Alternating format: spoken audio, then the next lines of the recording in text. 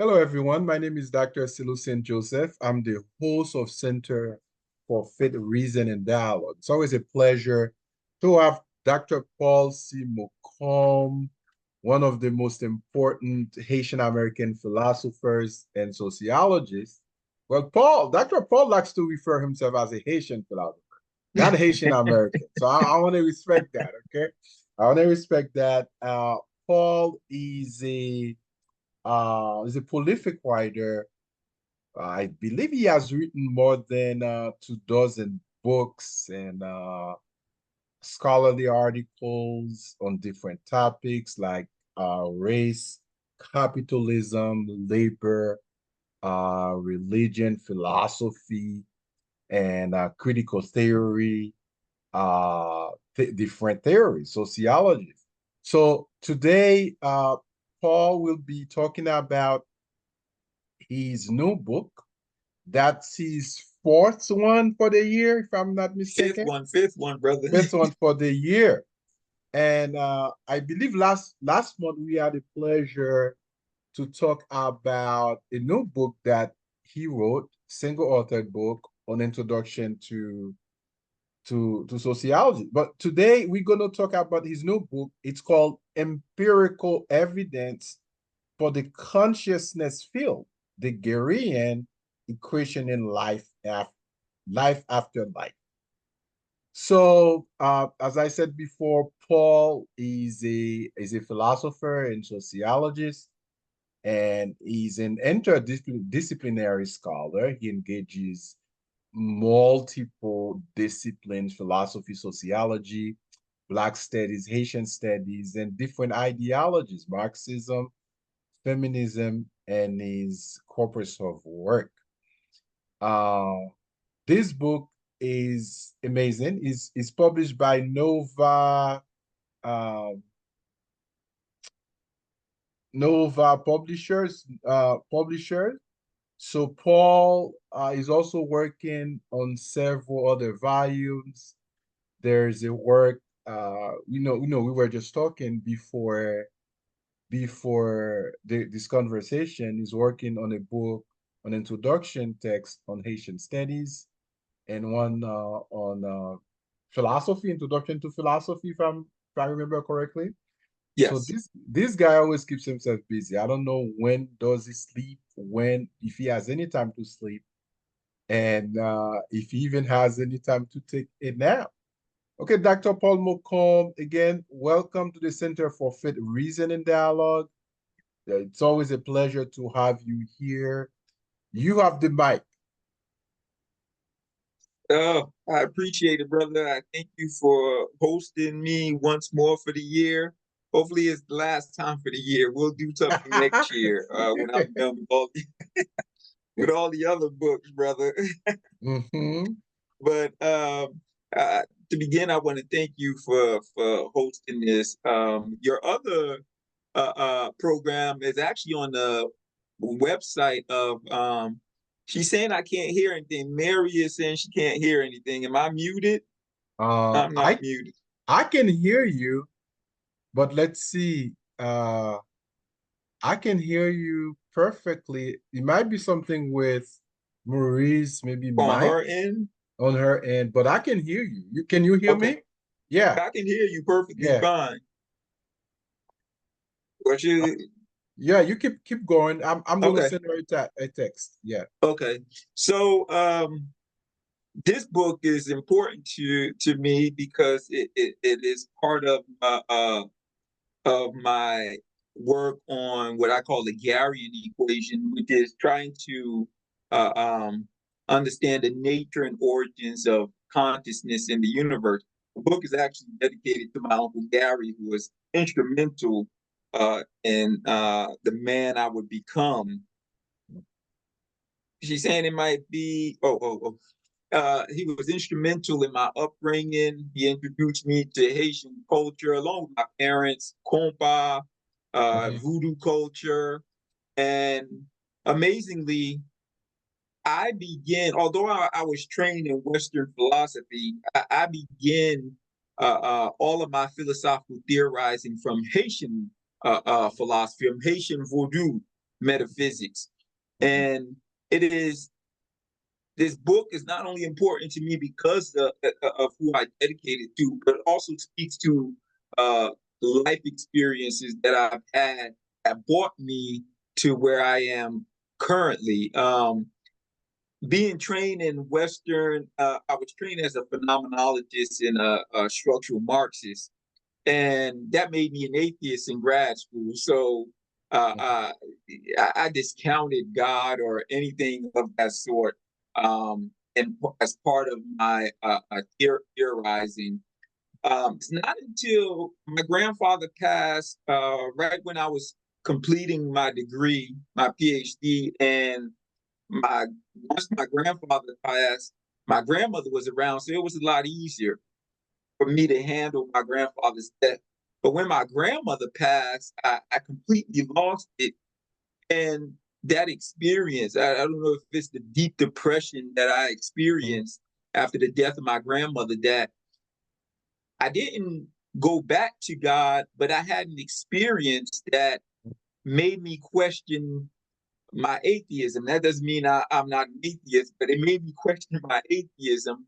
Uh, it's similar to what they call in psychology a near-death experience.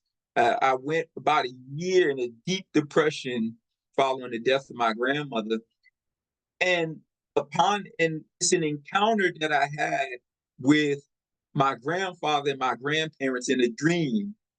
And the encounter, my grandfather laid out to me everything that was going to happen in my life if I made a choice between two roads he laid out for me. And everything my grandfather showed me in that dream came to pass. So I began to re-question what is the ontological nature of consciousness. Now, in the academic literature, when we're trying to understand consciousness, there's four perspectives or four aspects of consciousness that we encountered theorizing about consciousness. There's the definitional question of consciousness. That is, what is consciousness? There's the epistemological question of consciousness. How do we know what consciousness is, and how do we know about consciousness, and what is consciousness, and how do we know about consciousness? What tools do we utilize to understand our own consciousness, and can we even know about consciousness? That's the epistemological approach. Then there's what's called the phenomenological approach to understanding consciousness, and that approach asks the question, what is the structure of consciousness? And it comes out of phenomenology, Husserl, Heidegger, to understand the contents of our consciousness and how are the contents of our consciousness structured. And the fourth component of consciousness is what's called the ontological nature of consciousness. And that the ontological nature of consciousness tries to answer the question, what is the origins and nature of consciousness? Where does consciousness come from? What is it made of? And so it is that aspect of consciousness that I started to question post the death of my grandmother and my deep depression and my encounter in dreams with my grandparents. And so that took me into Haitian Vodou. It took me into physics. It took me into trying to understand my experience that I had in my consciousness with my deceased grandparents. And it took me into paranormal and parapsychology to understand the ontological nature of consciousness. Now, there are two approaches that tries to answer the ontological questions regarding consciousness. One is called the materialist approach, and the other is called the post-materialist approach. The materialist approach, and as dominated in the traditional scientific literature by people like Daniel Dennett, Crick, and Watson, those who decoded the human genome, and numerous other scholars who argue that consciousness is actually an illusion of the brain. It is an epiphenomenon of of the mechanical brain. It's a materialist approach. It's a scientific approach to say to understand consciousness, all we have to do is understand how the brain works, and the brain creates consciousness as an illusion for us to experience material reality. So the brain is connected to the brainstem, which is connected to the central and peripheral nervous system, and the neurons of the peripheral and central nervous system allows us to experience reality. And the frontal lobe, the parietal lobe, the occipital, and the temporal lobe of the brain, those sections of the brain structure the reality that we see. It's sort of in philosophy, we would say it was a Kantian approach to the ontological question about consciousness. So the brain creates consciousness, but it doesn't create consciousness out of nothing. It creates consciousness from the material reality that we experience, and different parts of the brain allows us to experience different aspects of the brain. And Daniel Dennett, the late Daniel Dennett, the phenomenologist, he argued that consciousness was actually an illusion of the mechanical brain. Now, the post-materialist approach, they don't discount the role that the brain plays in constituting consciousness. Remember, we're interested in the ontological nature of consciousness, meaning what is the nature and origins of consciousness. The post-materialists do not discount that the brain plays a role in determining the ontological nature of consciousness. But the post-materialists argue is that, and instead of the brain creating consciousness from synapses and sense experience, the brain actually receives and facilitates consciousness. Because if you take into account, remember, the materialists, they discount paranormal and parapsychological experiences regarding. So for a materialist, my experiences in my consciousness of the death of my grandparents who showed me my life unfolding, they would discount that altogether. The post-materialists, they take into account people who have had near-death experiences in which they've had during surgery, during heart attacks, they've had experiences where they've encountered ancestors from past lives who told them to go back. I even had an aunt this past weekend who told me during the birth of her first son, she had a near-death experience in which she saw her body leaving, her spirit leaving her body, and she was watching as they operated on her because she had an heart attack during the delivery of her son. So post-materialists believe that consciousness is not created by the brain. Instead, the brain receives and facilitates consciousness. But that begs the question, if the brain receives and facilitates consciousness, where is it receiving consciousness from? Now, most post-materialists tend to be religious, and they argue that the brain receives consciousness from God. Everything is interconnected, and God sends our consciousness, spirits, whatever, soul, whatever, and besouls us, and this is where our consciousness comes from. Remember, I told you in the beginning I was an atheist when I was trained as a phenomenologist and structural Marxist, so I was an atheist. So I said, well, let me discount the brain. So remember, I also said post-materialists do not discount the scientific explanation of consciousness, because the brain does play a role, the mechanical brain does play a role in determining what we see. Kant is actually right in his understanding of the form of the understanding and sensibility. So I said, well, let's discount God, and what can we put in place to understand where consciousness goes when we die? Where is consciousness being received from? If the brain receives consciousness, where is it coming from? And those atheistic post-materialist scholars who don't want to hold on to God, they tend to argue that people like Roger Penrose, who won the Nobel Prize in Physics a couple of years ago for his groundbreaking work on black hole theory, um, he developed a theory called orchestrated reduction theory. And what he argues is that consciousness is actually quantum computation in the microtubules of the brain. Initially, I lean towards that ontological explanation, but he runs into a problem called quantum decoherence, meaning the brain is a warm place and the computation, it's too warm to perform any sort of quantum computation that would allow for consciousness to be to consciousness, the I, the rational Cartesian I that we experience in material reality. The brain is too warm for that, and quantum decoherence would take place, and that would negate that argument.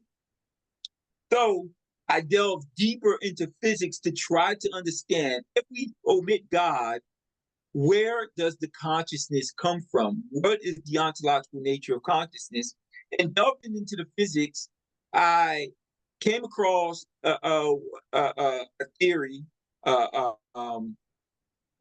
It stems off Roger Penrose's theory. I accept Penrose that yes, something is happening in the brain.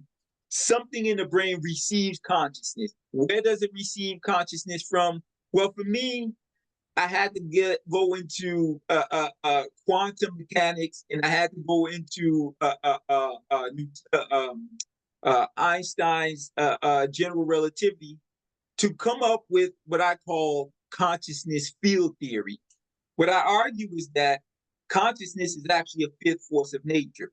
Because what we find out, the physics we currently know suggests that everything we see stems from not nothingness, but stems from what's called the absolute vacuum. The absolute vacuum is the non-temporal, non-spatial dimension in which all of the elementary particles are one, meaning every particle, there are four forces of nature. Every force has an elementary particle. When you break everything down to its minutest point, it becomes part of the absolute vacuum. And out of the absolute vacuum, everything is created. The absolute vacuum is actually what we call a probability wave function. Now, what's a probability wave function? If you've taken mathematics, all that means is it's a wave function in which all computations exist, all forms of the universe exist, and all types of universes can be created out of the probability that exists within this non-temporal, non-spatial dimension we call the absolute vacuum. I don't want to get any too technical because I don't want to scare some people. Anyway, so what I argue is that anything that happens at a quantum level must also happen at the aggregate matter level. So if you make the argument that consciousness, remember, I'm dealing with the ontological nature of consciousness. If we make the argument that consciousness comes from the absolute vacuum, that's the quantum level, how does it manifest at the material level? And I argue that consciousness is actually a fifth force of nature. We have to view consciousness the same way we view gravity, the same way we view electromagnetism, the same way we view all of the other forces of the universe. So consciousness, I argue, is a fifth force. It has its own elementary particle, which I call a scion. And this scion creates a consciousness field that connects the absolute vacuum to the Schumann wave of the Earth, and that connects to the electromagnetic wave that the brain creates when we experience material reality. So consciousness for me is actually a frequency that the brain receives from this non-dimensional space-time, non-temporal, spatial dimension we call the absolute vacuum. The absolute vacuum creates everything that we see, that we experience, color, everything that we see and experience. And we experience, and our consciousness is received by the brain from the absolute vacuum, which is connected to the Schumann wave and the electromagnetic field of the brain. And so now that's one thing, that's the level of metaphysics. So from the level of metaphysics, how do we explain that scientifically to the level of physics? So I came up with three evidence to make the argument. The first evidence I argue is called the Garyian equation, and that could be picked up by an EEG machine. That's remember there's five brain waves: gamma, theta, delta, etc., alpha. And I argue there's a psionic wave that's from 0 to 0.05 that is picked up. And each one of us have our own specific psionic wave that can be picked up. No one wave is the same. Now, can they be synchronized? Yes, they can be synchronized. But there is a sixth wave, which I call the psionic wave. That's the second proof for the consciousness being a frequency. So from that EEG wave, I developed the equation to explain individual consciousness, which I call the Garyian equation. And the third evidence for consciousness being a frequency is what we call paranormal and parapsychological evidence. Now, these paranormal and parapsychological evidence include, for example, near-death experiences, which are experiences of people who have had near-death experiences and have witnessed either meeting people from other lives who told them who prognosticated their future, also who told them about things they would never know. The second evidence would be psychic phenomenon, for example, telepathy, telekinesis. These are all aspects. There are 14 paranormal parapsychological evidence. Our ability to communicate with animals, psychic phenomenon. When I was younger, because in the rural, this is anecdotal, in the rural elements, in the rural areas of Haiti, when I was born, there weren't many doctors, so the voodoo said Wongun, the Wongun or Doktefe basically served as the doctor. So I was sickly. I have sickle cell anemia, so they would take me to Doktefe or Wongun to cure me or whatever. But as I got older, I met a man. I got hit by a car. This was when I was 18, and I met a Wongun who grabbed my hand and he said, "Oh, you got hit by a car." He told me when, the time, and I knew this man from nowhere. Well, this could be considered paranormal, parapsychological evidence of consciousness being a frequency. He can tap in now. His ability to tap in, there's more components to this because I do also believe in a multiverse. Because to account for the absolute vacuum being a fifth dimensional, non-temporal, non-spatial aspect, a dimension, you also have to account that it's able to create more than one world, more than one universe, because it's a probability wave function. So every probability within the absolute vacuum, I argue, is created. So we lived in the multiverse. There are various versions of myself that exist. So in this book, I provided the three proofs for consciousness, for the ontological nature of consciousness being a frequency wavelength that is received by the brain. And those three proofs are EEG, the brain wave, psionic, the detection of psionic waves by EEG machine, the Garyian equation, and near-death experiences and other paranormal and parapsychological aspects, phenomenon that we can't account for or explain as of yet. I argue these are proofs that consciousness persists after death, and so consciousness is constantly being recycled and recursively reproduced throughout the multiverse. but I've lived many of times. In fact, there's a German philosopher by the name of Nietzsche. Nietzsche calls that the eternal recurrence. We're constantly living the same life over and over again. Well, that would be considered paranormal and parapsychological proofs for the existence. And there are studies now in which scholars in the Netherlands and other places are starting to do experiments on near-death experiments on psychic mediumships. For example, Dr. Charles Schwartz out in University of Phoenix, Arizona, he's starting to do research on that. He's an anesthesiologist. Roger Penrose. Many scholars are starting to now, Western scholars are starting to delve into this notion that the brain receives and facilitates consciousness as opposed to creating consciousness as an illusion. So recently, I've published about 50 peer-reviewed journal articles on this consciousness field theory. It just recently found the fifth force of nature out in Europe. So for me, once they connect that fifth force to consciousness, hopefully a Nobel Prize is in the works. But the critiques, there's a video one of the journals did on the empirical, on the book itself. It was a journal article that I turned into a book. But the question that scholars are asking me now, and some of the critiques that I'm receiving, what's the difference between the absolute vacuum and God?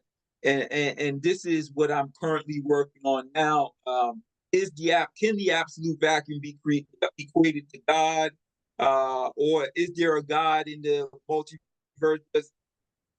This notion of consciousness as a fifth force of nature begs the question: is the absolute vacuum itself conscious, or is it not?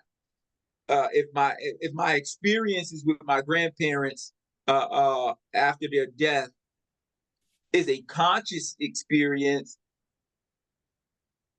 with them being in an absolute vacuum, is the absolute vacuum itself conscious? And if it is, what role does it play in interfering with human nature? That's the first critique. Second critique is, how does the absolute vacuum differ from, let's say, Hegel's notion of the absolute? For those who don't know, Friedrich Hegel developed his philosophy, his phenomenological philosophy, which is different from the method of phenomenology created by Husserl and Heidegger. What Hegel argues is that there is an absolute spirit in the universe.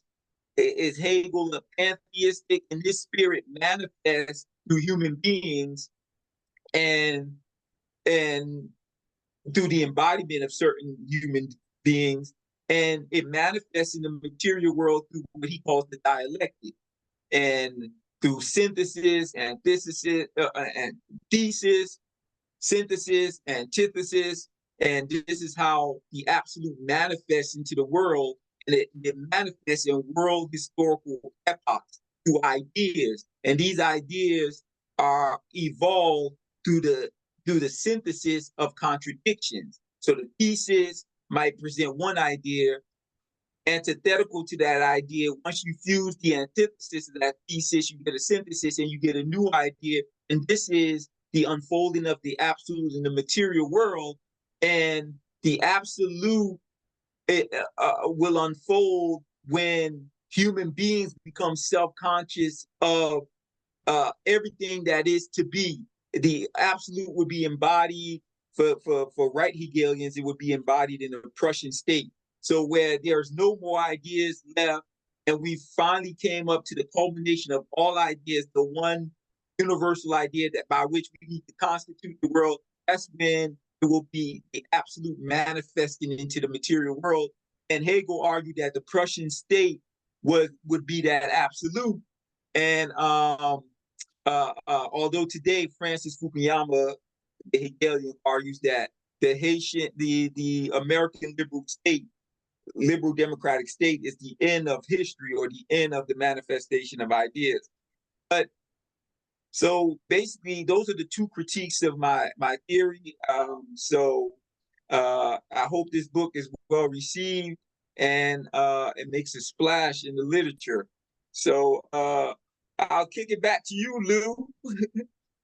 Lou, brother, Lou. Lou, where's Lou? Did I lose Lou? He fell asleep. He fell asleep. Yeah. I was talking too much, Lou. No, it's so interesting. I'd love to read that. I'm here. Oh, go ahead, brother. I'm sorry. Yeah, Marie, were you saying something? Yes. Yeah, what he's saying is so interesting. It's very interesting. I was wondering, can you hear me? Yes. Yes, we can. Does that mean you believe ghosts exist? Ghosts are real? Not in the typical sense we say ghosts, like Halloween, seeing stuff like that. No, I do believe that we can tap into the frequency of different people who have passed away. Like, for example, if you take Haitian Vodou, in Haitian Vodou, they say you can call on the dead a year and a day after they passed away. So I do believe that because there's two. I have a paper which I argue what is death, and I argue three things happen when we die: either our consciousness collapse onto other versions of ourselves in the multiverse, or we return to the absolute vacuum where all the elementary particles are one, or the third and final thing, we're reincarnated. But I don't believe, to answer your question directly, I don't believe in ghosts in the Amityville horror where you see people. No, I don't. Is that possible? Maybe.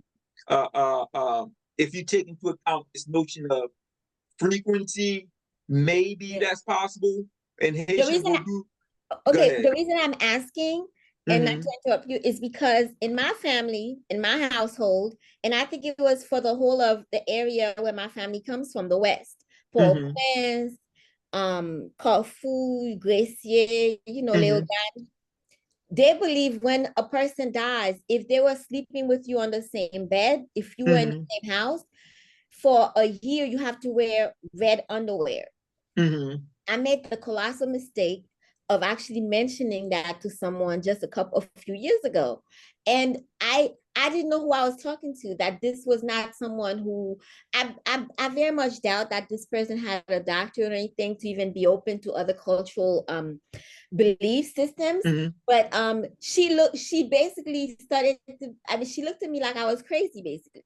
And I think that she basically has spread the rumor that I'm crazy, because I told her when my father died, my stepmother and my sister, my half sister, who slept on the bed with my dad in the marital bed, that she started to wear the red underwear, just like my grandmother did, and my grandfather's other girlfriends and whatever metamors did after he died. And it was a way to prevent his ghosts from entering their body or trying to possess them in a sexual way.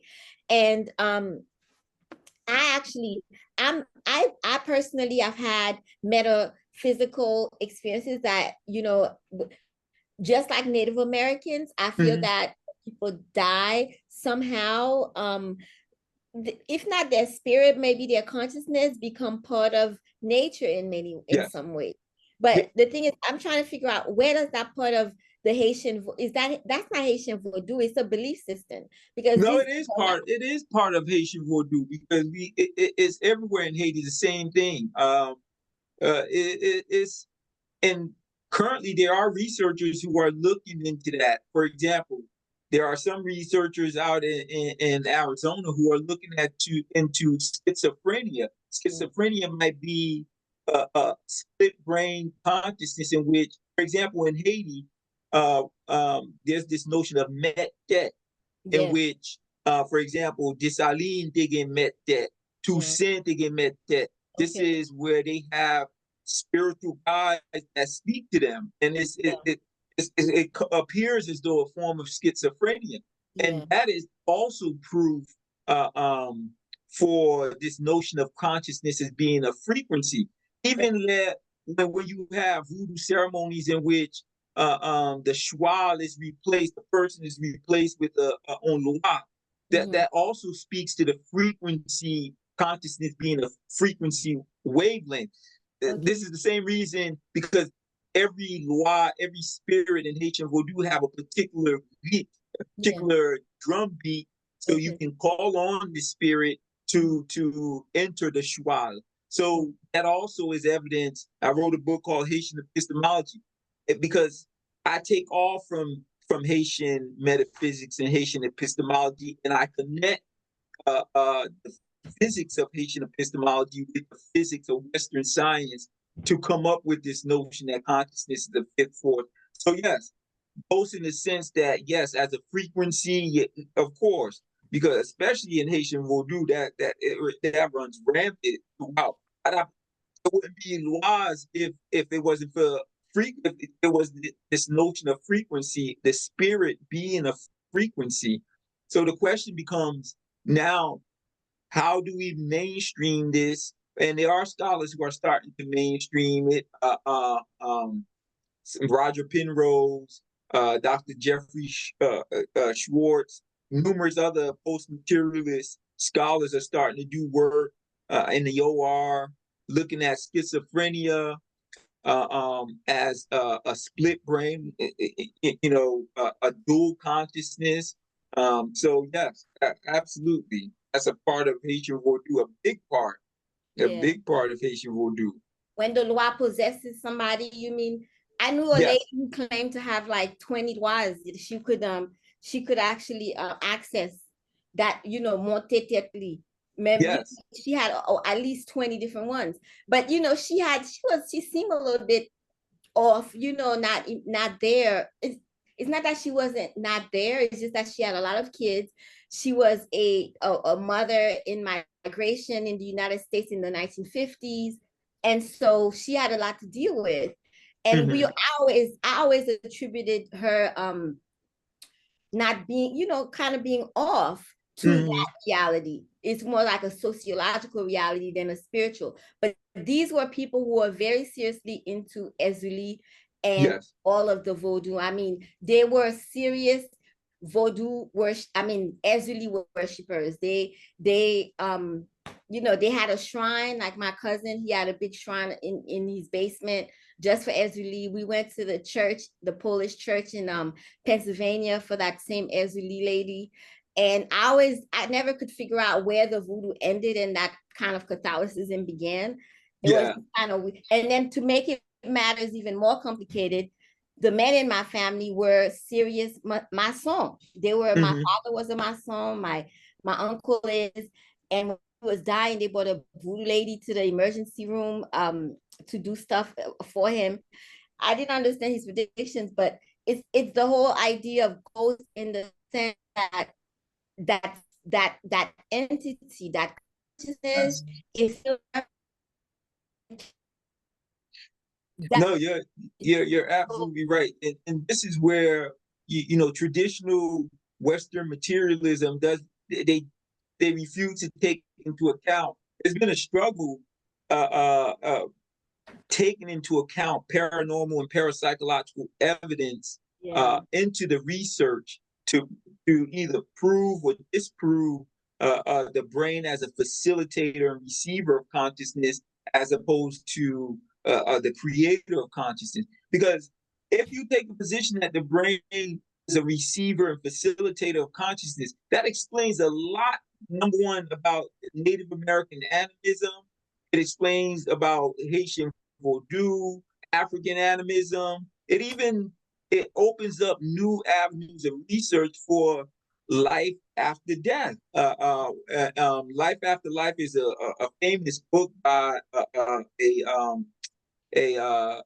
think it's a Dutch cardiologist who he had a near-death experience, and he went around interviewing other people who had near-death experiences and the similarities between these experiences to argue that no, consciousness is not a product of the mechanical brain.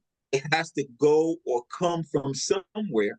So hopefully, with this research, with this finding of fifth force of nature, that we start to delve into, paranormal and parapsychological evidence for the consciousness field. Also, this helps also with theology because,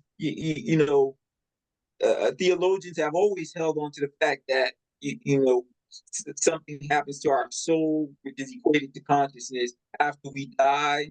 They equate it with God. Many of the current researchers who are working on consciousness as a facilitator, they tend to be religious. You have a few who are not, myself, and Dr. Jeffrey Schwartz, and many other. We're not religious. So I believe there's a scientific explanation to what happens to us when we die, what happens to our consciousness. Uh, um, so, but that's Can the I ask you? purpose of the book.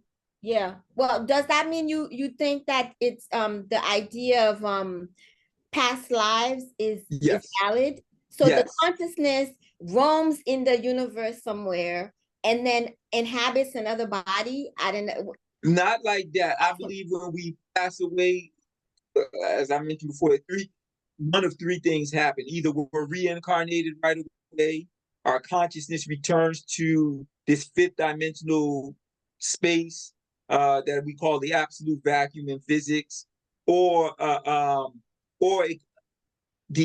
the quantum particles of our consciousness collapse in other versions of ourselves that still exist in the multiverse, because I also believe in multiverse theory. So yes, reincarnation is one of those avenues of research that others, and which is strange. It's fascinating because many Haitians don't know this, but in Haitian Vodou, they believe we're reincarnated 16 times, eight Oh, times really? as a man and 8 times as a woman. So we need to start, because we get indoctrinated, we think what white people produce is holier than thou. We refuse to scientifically research our own metaphysics, our own epistemology. And I think that's what I'm trying to change now, to look at Haitian Vodou to explain the unexplainable, because I think that that's possible. And it's unfortunate we lost one of the researchers who was doing that. He passed away, in Max Beauvoir. He was doing that for uh, botany, but we need to also do that for psychology. We also need to do that for theology and physics. I think we can learn a lot when we use uh, uh, uh, uh, Haitian metaphysics to understand the physics of the multiverse, the physics of the universe. Because even in Haitian Vodou, the understanding is that there is a multiverse. The world, there's a parallel world that mirrors our own world, which they call Vilocum. And it's now physics. They're starting to research into multiverse theory, multi-world theory, but we've been saying it for thousands of years. But because we're not confident enough to research our own theoretical perspective. We rely on Europeans for everything, but I think we need to start to delve into our own metaphysical system to explain and provide evidence for everything that I'm writing. Okay. Do you remember back? I mean, you're about my age. I'm 55. About Mhm. 20, 30 years ago, the New Age movement was very strong and had a Yes, very big, there were psychologists, people were doing therapies to regress back into the previous lives that they had been. yes, yes. Okay, I found it very controversial. I knew Hmm. I knew a well-known writer. I just may as well say Alice Walker. She was Hmm. in the East Bay, and my a really good friend at UC Berkeley when I was a grad student was roommates with a young white man who was up and coming. I think he was a photographer or something. And it just turns out he was very good friends with Alice Walker and would go to her house. And literally, he had access, he had open access to her. And Hmm. he would tell her that Alice Walker literally just, would undress in front of him. And, I thought it was kind of odd. And then she said to me, the reason why Alice Walker did that is because she would say to him, we knew each other in a previous life. Now, Alice's DNA, her mother is like half Native American. And so I attribute that to that because Black folks, Black people with Black culture in this country, they don't mess with that kind of stuff, No. But so I'm thinking that it's probably from that, but she would do that in front of him and say, oh yeah, we knew each other in a previous life. So anyway, I just thought it was kind of weird. It was kind of, shaky for me, because the reason I even bring it up is because the idea of reincarnation has not penetrated Haitian culture like at large, the mainstream culture. Yes. It stays with voodoo. You said there's 16 reincarnations, 8 women, 8 female, and 8 male. Yeah. But that's only probably voodoo, because when people die in my family or people that I know who were heavy, and I'm telling you, my great-grandfather was a heavy known voodoo practitioner. The other one is a well-known, his name is even Zeus, shaman. They never think that you're reincarnation of your ancestors, but they will tell you that loi monte tetu, that this loi monte tetu. And there are hundreds and hundreds of them. And I never kept count. I never even messed with that. But so then something about Haitian culture rejected the idea of reincarnation, for individual reincarnation of spirit, like of that's the westernization, the religiosity that comes out of the westernization of Haitian culture, especially when you have more Protestants come into the country and establishing churches. There is a move. Remember, there was a move to attack and destroy everything associated with voodoo, and that began even during the revolution. There was a push by the Creole leadership to destroy the African voodoo priests, Makaya Sanssouci, and take over and westernize Haitian voodoo. So, excuse me, you speaking about Toussaint was a Creole leader. You mean Toussaint was? Yes, Toussaint, Dessalines, they all attacked the voodoo leadership. They went after the African Bosan voodoo leadership. And many of them, beginning with Toussaint, attempted to Catholicize Haitian voodoo. They took, even though they claimed to be practitioners, for example, Toussaint claimed to be a practitioner. Dessalines, they say, was a Wongan. In fact, in Haitian voodoo, Dessalines became a loi or gu. Yeah. So, but yeah, there's this push ever since the revolution to creolize and westernize Haitian voodoo. But post the earthquake, there was a movement that started with Max Beauvoir to take voodoo back to its original orientation. Yeah. They even started an organization, KNVA, trying to organize all of the voodoo practitioners. There was a movement to write on the metaphysics, the epistemology. All of this started with Max Beauvoir. We need to tip our hats to what the brother started. He's a chemist. Yes, he was a trained chemist. Now, yeah, I think my family knew him in Brooklyn. Now, his daughter, she's an anthropologist. Yeah, no, she was. She died of cancer. Yeah. And she was at the Bureau d'Ethnologie, I think. So she kind of continued. He baptized her since she was very young into the religion. But what I was going to ask you is, I'm very surprised that Gouverneur General Toussaint would be so much against voodoo practice, because the strongest people with voodoo that I've ever met were in Paris when I was living there, were the Beninois. I met this couple of Beninois. I tell you right now, as someone from the Laku of voodoo in Haiti, the Haitians can't hold a candle to these people. And I met 2 voodoo practitioners. These people, the stuff that they do, I mean, you could tell. Even when I was watching Lupita Nyong'o went and did a documentary in Benin, it's a culture that's been there for at least since Solomon's son Menelik left Jerusalem, because it's very similar to Judaism, like the occult part of Judaism, because where Toussaint Louverture's father is from is called Weda, which is apparently Judah. So they have, if you look at the practice of the people from there, the Fon, who's from Benin, there's many similarities to ancient Judaism. And so, and Judaism, I was reading, because, you know, I'm from Brooklyn. I grew up around a lot of Orthodox Jews. They are very strong into the occult, into astrologies. They believe they do all those magical things. So I'm very surprised, because also Toussaint Louverture was known to be part of secret societies. And so the Vodou people and those secret societies were very much linked. So why would he be against the voodoo practitioners? But part of it was he was trying to supplant the leadership of the African voodoo. Remember, people like Makaya, Sanssouci, Sela, all of them were African Congo warriors, and they basically were heavy practitioners. Before they even went to battle, they would do ceremonies and dance.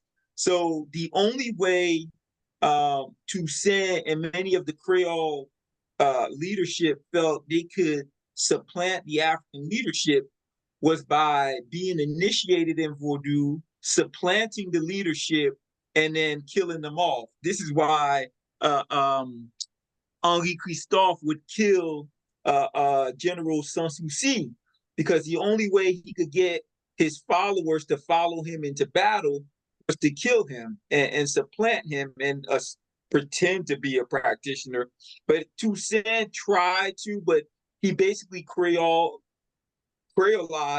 Vodou, and that's been the practice since the revolution. And the historian who has a wonderful book on this is Michel Soupart. He just recently, I think last year, wrote a book on this, how the Creole generals attempted to get the Africans to follow them, because remember, when towards the end of the revolution, when Toussaint is deported, Dessalines attempted to get the Africans to fight on his side. His Treaty of Acquaye with Alexander Pétion comes out of the fear that the Africans were winning because they never conceded to the French, and they were actually winning, defeating the French. And Dessalines feared that if the Africans won, that not only would they get rid of the French, but they would also get rid of the mulatto elites as well as the Creole blacks, because they felt Toussaint was just like tried to implement slavery just like the French did.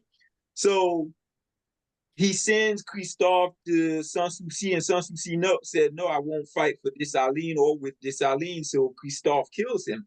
And from that moment on, there's been, since Toussaint, this attempt to creolize Haitian Vodou, to Catholicize Haitian Vodou. And that's the only way they can get the masses of African to follow the Creole leadership, by supplanting and going around killing. Because remember, post-independence, many of the revolutionary leaders go out and massacre the voodoo leadership, the African voodoo leadership, because they realized they were trying to form maroon communities, and they would not follow the Creole blacks to build a nation state. So that's why they all went around trying to supplant the voodoo leadership, the African voodoo leadership. And basically, I mean, I'm contesting that whole characteristic of those people, the maroon people, being African, because I know that a lot of times I did read, there's that great book by Crystal Eddings, I think, or yeah, I think it's her name, yeah, who wrote a book about the maroon communities and women. Finished. They ran, when they got off the boats, they would run to these mountains. Yes. But when in fact, these people had been living on the habitation or the haciendas and figured out how to run up to those mountains and create new communities. So they were likely people who were third, fourth generation. Yeah, so that could be why there's tension between them and this. Yeah, because there were some scholars argue that they were still Taino. They created a community. They have a name for them. They had a name for Taino Maroon people. Yeah, it's something. Yeah, I forget the name, but it's like the Dougla that you call Indians and blacks in Jamaica. Yeah. they created a name and a whole community. But in fact, during the Haitian Revolution, some argue that the reason Dessalines goes to the black and red flag is because he was paying homage to some of the Tayanos who fought with him during the revolution. Oh, that's no contested. way. It is true, because there's no way they could have won without those mountains. Absolutely. You're fighting all the battles are lowland, and then you need people up on, and that's what the whites did not have. And then we had the forest. Absolutely. We had the forest and we had the mosquitoes. But so I personally, I'm very skeptical about the reincarnation thing. Because even though I believe in incarnation, now in Christianity, in the Jesus loving people, they believe that he didn't die and that he was incarnated or something like that. Yes. He was incarnated. It was God incarnated. Huh? Jesus was God incarnated. Okay, but they also have the idea of reincarnation in their theology, right? So who's they reincarnated? don't emphasize it. But it's they talk about it's there logically, but they don't emphasize it. Oh, because I kind of thought that maybe this, because I have never met an African who believed in reincarnation. A lot of them, the voodoo culture is big in Haiti. Yes, absolutely. Reincarnation? Reincarnation, yes. Est-ce que on dit reincarnation and le loi monté are the same? No, reincarnation, parce que dans vaudou you live as the frequency Nadine has lived. You live 16 times. You 8 times as a woman, 8 times as a male, and once you've had that experience, you return back. You dis bon Dieu, you return back to God. Now, as you pointed out, it's not big in Haitian culture because, of course, Haitian culture has been Protestantized, it has been Catholicized. So that element, that's big. Reincarnation is big. It's big in Africa. Really? So then, yes, when you walk, what do they say? You look like the spirit of your grandfather? That's why in some villages in Africa, they wait 7 days to name you, to see who you are. Are you a returning spirit? Are you a returning ancestor? They wait to name you. So it's big. We've lost that because we become so westernized. But in traditional African traditional religions, is a big part of that. Well, I know that the New Age had to do away with the reincarnation or regression therapies because it got people into too much trouble. It just gave them permission to do a lot of sinister activities or just things but it was very popular for a very long time. And some people still believe that stuff, and I just kind of just don't buy it. So I got you. The other thing I was gonna say, though, with regards to that whole thing of metaphysics, it's the mystery surrounding Marie-Jeanne Lamartinière, who nobody can figure out, well, how did she die? Where did her body go? They say she ascended. Just like if you read the Bible, some of the prophets whose bodies or deaths are not accounted for are said to have ascended. I forget, there are 2 of them in the Old Testament. Enoch, right? Enoch. Enoch. Yeah. He ascended, yes. So they just like Jesus, Yes. But I don't believe that. But why that's not metaphysical? That's not metaphysical? It's not metaphysical in the classic sense of metaphysics. Metaphysics just means what is beyond the physical that we see. What constitutes what we don't see. That's all metaphysics means. So we have an understanding of what happens to us when we die. That's a metaphysics. Now, can we take that metaphysics into physics? Explain that's what science attempts to do. But so the how term do you is explain the ascension thing? Where did they get that from? the term is. Where did they get that from? The term is. That comes. Lou would be better at answering that than me, but you know, I'm not into the Christian doctrine. But it all stems from the old church and Jesus. What was the question?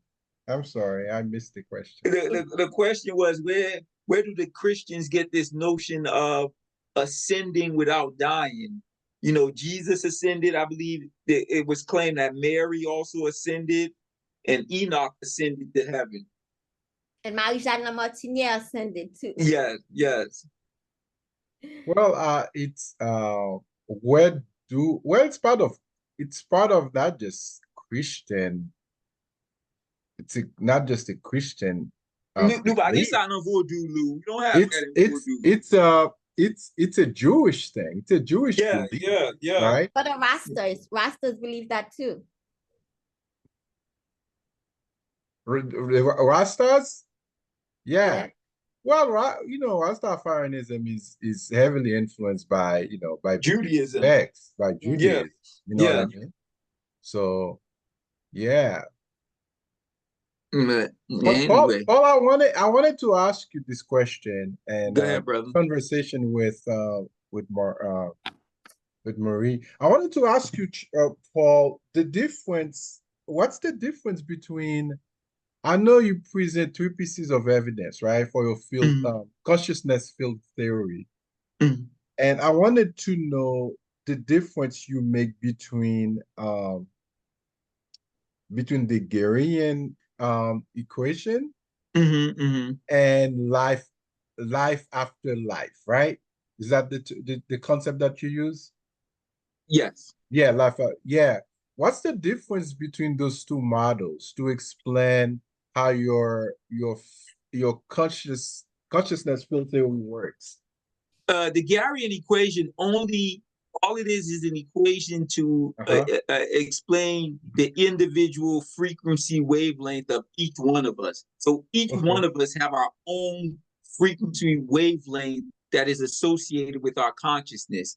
And life after life is just proof for the understanding that the brain receives consciousness as opposed to create consciousness. Now, why does life after life?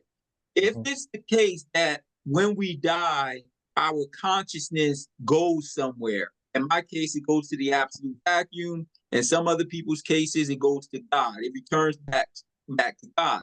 Well, if that's the case, then that's proof. If people have near-death experiences, which we call life after life, they have near-death experiences, that's proof that the brain receives consciousness, because the consciousness goes someplace else. And when we're born, it's like Plato's form. Plato also has this notion in the Republic about the soul is prepared before we're born, and therefore the body receives the soul. Well, it's the same concept. If when we die, our spirit, our consciousness goes somewhere, that means that the brain did not create the essence that leaves us when we die. And this is proof that many scholars use to justify the notion that the brain is not the creator of consciousness. On the contrary, the brain receives and facilitates consciousness from somewhere. In my case, I call it from the absolute vacuum. In other people's case, they say God created souls and be souls people. Yeah. But that's the distinction. Yeah, thanks for that. But do you believe the consciousness is eternal?